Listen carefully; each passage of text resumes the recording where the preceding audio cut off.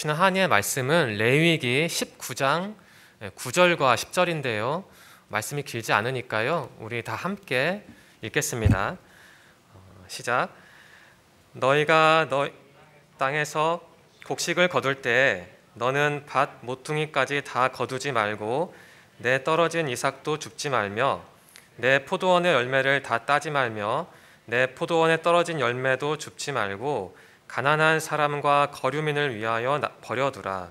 나는 너희의 하나님 여호와이니라. 아멘. 네, 오늘 설교 말씀의 제목은 먹방과 레위기입니다. 지금 저만 촬영하는 거죠. 네. 여러분 혹시 어떤 음식을 가장 좋아하십니까? 여러분 먹는 거 좋아하나요? 지금 여러분의 나이를 고려할 때는 제 생각에는 먹는 걸 좋아할 때인 것 같은데 저는 물론 저기 있는 음식을 그렇게 잘 즐겨 하진 않습니다. 나이가 있기 때문에 식욕이 많이 줄어들었습니다. 그래서 먹는 걸 그렇게 즐겨 하진 않습니다. 혹시 이 세 분, 제가 좋아하는 사람들인데 이 세 분의 공통점을 아시겠어요? 네, 그렇죠. 유튜브 유명한 먹방러죠. 어떤 분은 제가 며칠 전에 봤는데 520 몇만 명의 구독자고 정말 어마어마하더라고요. 저는 먹방을 가끔 봅니다.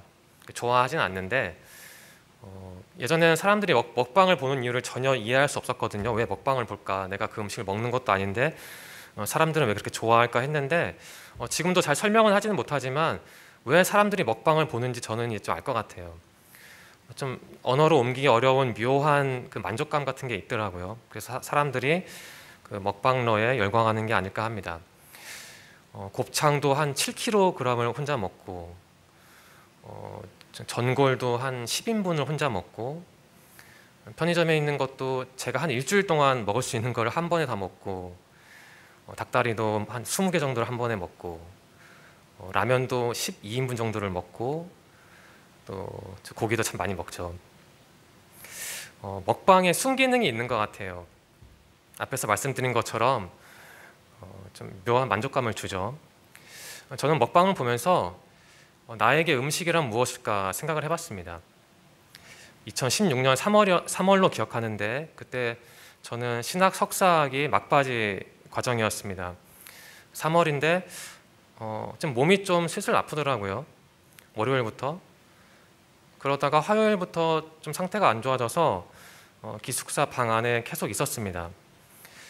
처음에는 괜찮았는데 의자에 앉으니까 이제 좀 넘어올 것 같더라고요. 그래서 방에 기숙사 방 안에 계속 누워 있었죠. 그때 과제 열심히 했어야 하는데 몸이 너무 안 좋아서 음식은 거의 먹지를 못하고 그냥 방에 누워 있었습니다. 그렇게 한 시간이 지나서 주일이 됐죠. 친구가 그 기숙사 방 문을 두들기더니 병원에 가재요, 저보고. 그 1층에 소문이 나서 조광수가 지금 몸이 아픈데 병원에 안 가고 저렇게 기숙사 방 안에 있더라. 친구가 저를 안타깝게 여겨서 자기 차로 저를 병원에 데려다 줬습니다. 몸무게를 재는데 몇 파운드 나오길래 제가 파운드 잘 모르니까 혹시 킬로그램 저울로 바꿔줄 수 있냐 하니까 제 몸무게가 47kg 정도 나왔습니다. 한 일주일 밥을 못 먹으니까 한 7kg가 금방 빠지더라고요. 병원비가 워낙 비싸서 그 병원비 때문에 두려워서 병원을 못 갔는데 그렇게 참다가 그 일이 커진 것이죠. 제가 일주일 동안 기숙사 방 안에서 누워 있으면서 뭘 했냐면 그 먹방을 봤습니다. 그때 지금 생각하면 좀 흥미로운 것 같아요. 음식을 먹어야 하는데 먹지를 못하니까 몸으로 그 눈으로라도 그걸 먹고 싶었나 봐요. 그 일종의 흔한 표현으로 생존 본능인 거죠. 그 먹방을 보면서 지금 생각하니까 그때 그 먹방을 보면서 그 순간을 어떤 면으로 보면 좀 버틴 것 같아요. 그래서 저는 먹방에는 분명한 순기능이 있다 이렇게 주장을 하고 싶습니다. 네, 먹방에는 분명히 순기능이 있죠. 네, 그런데 과연 그 먹방이 현실적인가 저는 이러한 생각이 들었습니다.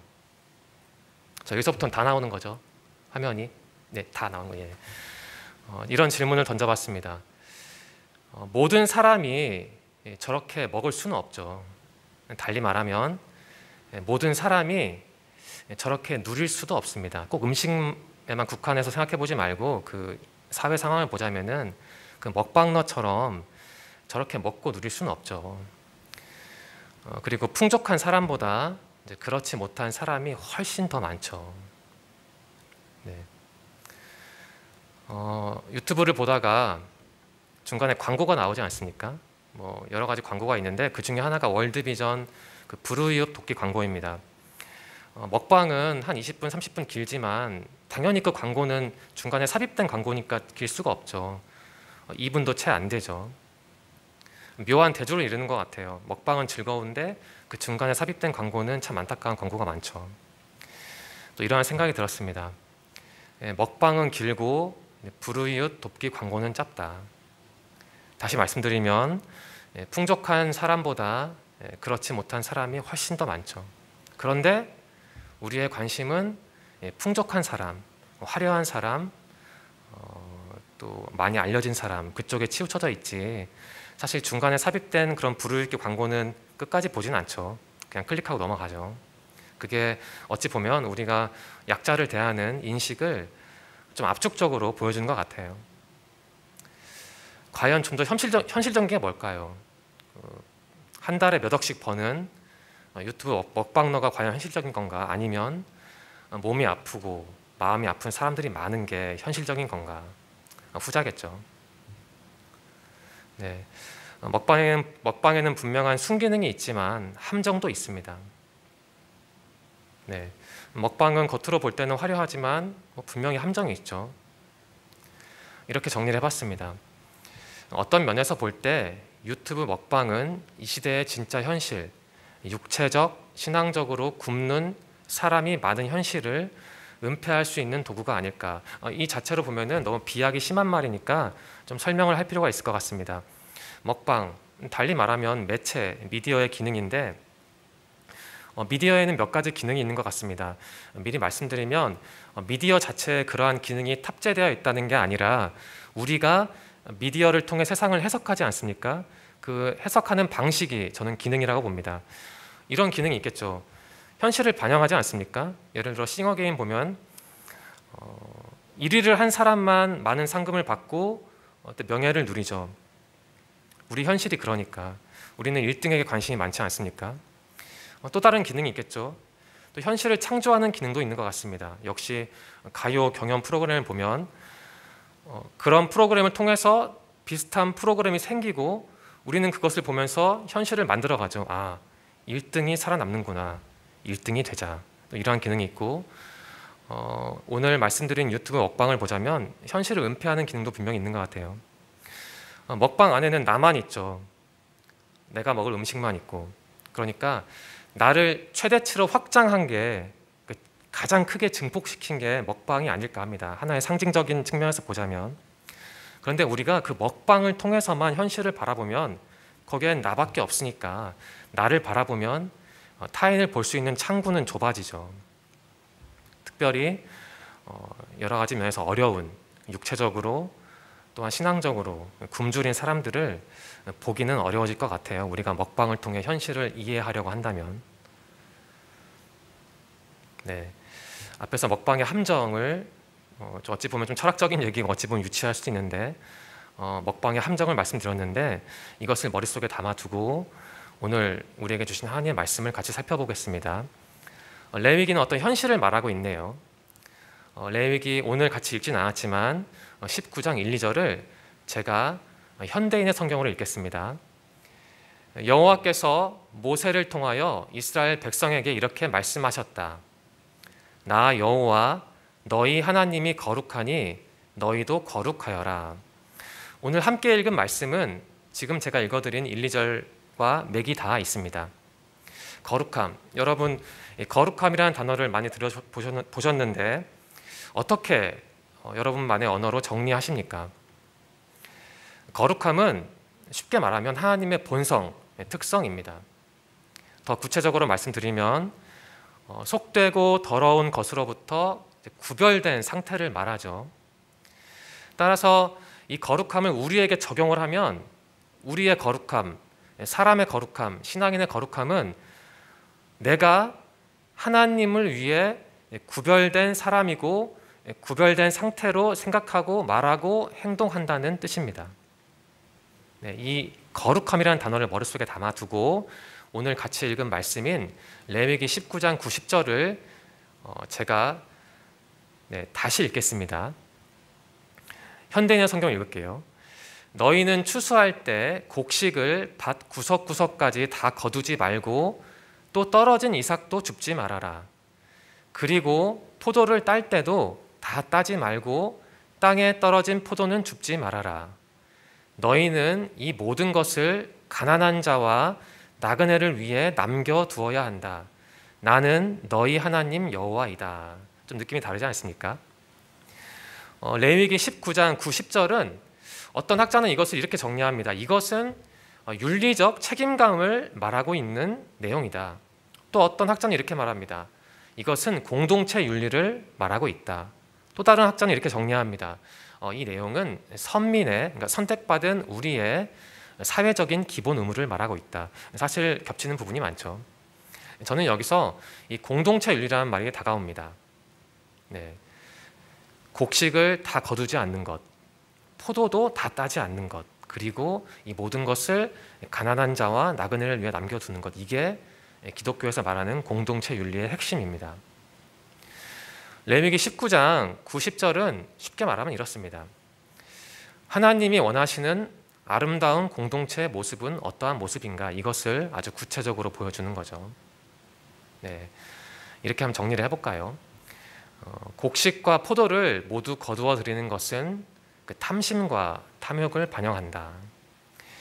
이웃을 돌보고 가난한 사람과 나그네를 배려하는 것은 하나님을 믿는 사람의 거룩함을 나타낸다.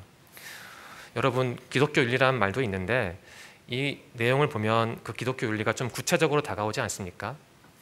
자기가 일한 만큼 거두어 드리는 게 물론 당연하지만 그것을 전부 다 거두어 드리는 것은 그 탐심과 탐욕이라고 합니다. 그리고 정말 우리가 거룩한 사람이라면 그 가난한 사람과 나그네를 배려해야 한다고 합니다. 그게 하나님을 믿는 거룩한 사람의 특징이자 표지인 것이죠. 여러분이 평소에 알고 있던 거룩함과 겹치는 부분이 있는지 아니면 좀 거리감이 있는지 확인해 보면 좋을 것 같습니다. 제가 좋아하는 그 송병현이라는 신학자는 본인의 말씀은 아닌데 다른 유명한 또 신학자의 말을 통해서 이렇게 정리를 합니다. 제가 읽겠습니다. 넉넉한 마음과 남을 위한 배려는 경건의 가장 기본 바탕이다. 그러니까 우리의 마음이 참 중요한 것 같아요.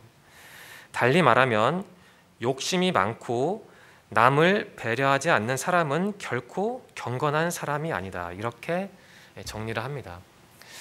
그러니까 거룩함의 반대말은 과한 욕심, 탐욕, 타인을 배려하지 않는 것, 이렇게 보시면 될 것 같아요.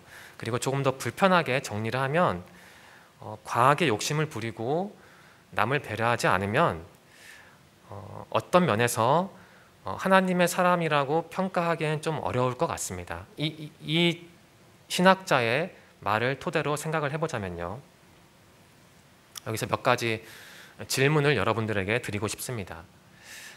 여러분, 먹방의 이미지를 한번 머릿속에 담아두시고 이러한 질문을 한번 던져보십시오.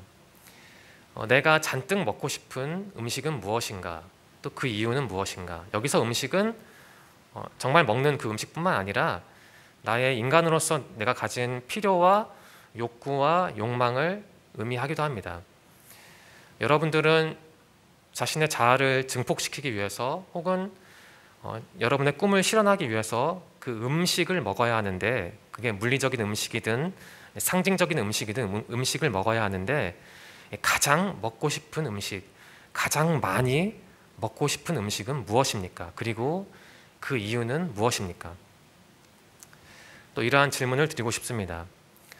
여러분이 가장 먹고 싶은 그 음식이 있을 텐데 그 음식에 탐닉할 때 여러분은 그 주님과 이웃을 생각을 합니까? 안 합니까? 혹시 한다면 어느 정도 수준으로 주님과 이웃을 생각합니까? 또 다른 질문을 드리겠습니다. 우리 주위에는 영적인, 육적인 음식이 없는 이웃이 있을 텐데 여러분이 보기에, 내가 보기에 영적으로, 육적으로 굶주린 그 사람은 누구인가? 그러한 질문을 한번 해보시기를 바랍니다. 네, 먹방과 레위기라는 제목으로 오늘 그 레위기의 말씀을 같이 나눠보았습니다. 네, 이제 설날을 앞두고 있고 또 여러분들이 어쩌면 평소에 잘 먹지 않았던 음식을 많이 먹을 수도 있는데 이 음식을 보고 제가 한 가지 제안을 하자면 이러한 생각을 했으면 좋겠습니다. 나는 이것을 먹는데 어떤 사람은 이것을 못 먹는다. 달리 말하면 이건 좀 심한 생각인데 내가 이 음식을 먹기 때문에 누군가는 이것을 먹지 못한다. 달리 말하면 그들이 이 음식을 먹지 못하기 때문에 내가 이 음식을 먹는다. 이러한 조금 급진적인 생각도 할 필요가 있을 것 같습니다. 그리고 풍성한 음식을 보고 이러한 음식을 먹지 못하는 참 가난한 사람이, 어려운 사람이 많다. 이러한 생각을 하는 게 오늘 레위기의 말씀을 통해서 우리가 얻을 수 있는 실천적인 교훈이 될 것이라고 저는 생각합니다. 제가 레위기 19장 9절과 10절을 다시 읽겠습니다. 오늘 말씀드린 내용, 그리고 특별히 그 먹방 방송의 그러한 강렬한 이미지를 머릿속에 담아 두시면서 이 성경 구절을 잘 들어보시기 바랍니다. 너희는 추수할 때 곡식을 밭 구석구석까지 다 거두지 말고 또 떨어진 이삭도 줍지 말아라. 그리고 포도를 딸 때도 다 따지 말고 땅에 떨어진 포도는 줍지 말아라. 너희는 이 모든 것을 가난한 자와 나그네를 위해 남겨두어야 한다. 나는 너희 하나님 여호와이다. 네, 앞에서 다시 말씀드리면 이 구절은 하나님이 원하시는 아름다운 공동체는 어떠한 모양과 색깔을 갖춘 공동체인가를 교훈하는 말씀입니다.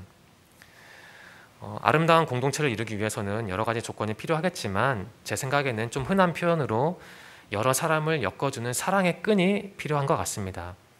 그 사랑의 끈을 매는 실천적인 방식을 다시 말씀드리면 모두 거두어 들이지 않는 겁니다. 그러니까 탐심과 탐욕을 경계하는 거죠. 그리고 적극적인 방식은 내가 가진 것으로 가난한 사람과 나그네를 배려하는 겁니다. 즉, 내가 거룩한 사람이 되는 것이죠. 네, 오늘 설교 말씀은 공동체에 관한 말씀이었습니다. 우리는 기독교인으로서 진공 속에서 혼자 신앙생활을 할 수 없고 당연히 사람들 속에서 하나의 공동체 안에서 신앙생활을 할 수밖에 없고 또 그래야만 합니다. 그 안에서 거룩한 생활을 하는 게 우리 신앙인의 참된 모습입니다. 설 명절을 앞두고 있고 평소보다 훨씬 더 풍요로운 그 삶을 며칠 살게 될 텐데 여러분들이 그 음식을 앞에 두고 또 내가 누리는 풍요로움을 묵상하면서 이 풍요로움을 누리지 못하는 사람이 있다. 내가 이것을 누리는 건 당연한 게 아니다. 어떻게 하면 내가 이러한 풍요로움을 꼭 설날 때 누리는 풍요로움뿐만 아니라 그와 비슷한 풍요로움을 여러분이 앞으로 누릴 텐데 내가 그러한 예를 들면 물질적인 부와 명성을 갖게 되었을 때 내가 이것을 어떻게 잘 활용해서 가난한 사람과 어려운 사람을 도울 수 있을까? 이러한 고민을 특별히 설 명절 때 해보시면 좋을 것 같습니다. 거룩함, 즉 하나님의 본성, 그리고 우리가 구비해야 할 하나님의 사람이 되기 위해서, 온전한 신앙이 되기 위해서 구비해야 할 게 거룩함인데 그러한 나눔의 실천을 통해 우리가 거룩함을 충분히 구비할 수 있습니다. 레위기 19장 1, 2절 그리고 19장 9절과 10절을 이번 주에 깊이 묵상하셔서 내가 어떠한 방식으로 무엇을 가지고 어려운 사람을 도와야 하나님이 원하시는 참된 거룩한 사람이 될까 묵상하신다면 그 어느 때보다 풍성한 신앙적인 교훈을 얻을 수 있을 것이라 확신합니다. 이번 한 주 레위기 말씀을 통해서 신앙적으로 한층 더 성숙하는 여러분들이 되시기를 간절히 소망합니다. 기도하겠습니다. 하나님 감사합니다. 오늘도 어김없이 우리에게 생명을 허락하여 주시고 또한 주님 전에 나와 주님의 말씀을 듣고 주님께 예배드릴 수 있도록 인도하셔서 감사합니다. 하나님, 오늘 우리는 레위기의 말씀을 통해 거룩함에 대해서 배웠습니다. 거룩함을 이루기 위해서는 나그네와 어려운 사람을 대접해야 한다는 것을 배웠습니다. 하나님, 우리 청년들이 이 말씀을 통해 과연 내가 이해한 거룩함은 무엇인지 점검할 수 있도록 도와주시고, 또한 레위기 말씀을 삶 속에서 적극적으로 실천해서 내가 가진 것을 통해 어려운 사람을 돕고 그 도움의 과정에서 주님을 느끼며 또한 그러한 과정을 깊이 반복함으로써 스스로 거룩한 사람이 될 수 있도록 그들을 인도하여 주옵소서. 설 명절이 시작됩니다. 우리 청년들의 몸과 마음과 영혼의 건강을 지켜주시고 다음 주도 이 자리에 나와서 같이 예배드릴 수 있는 또한 기회도 허락하여 주옵소서. 인도하실 것을 믿으며 예수님의 이름으로 감사하며 기도드립니다. 아멘.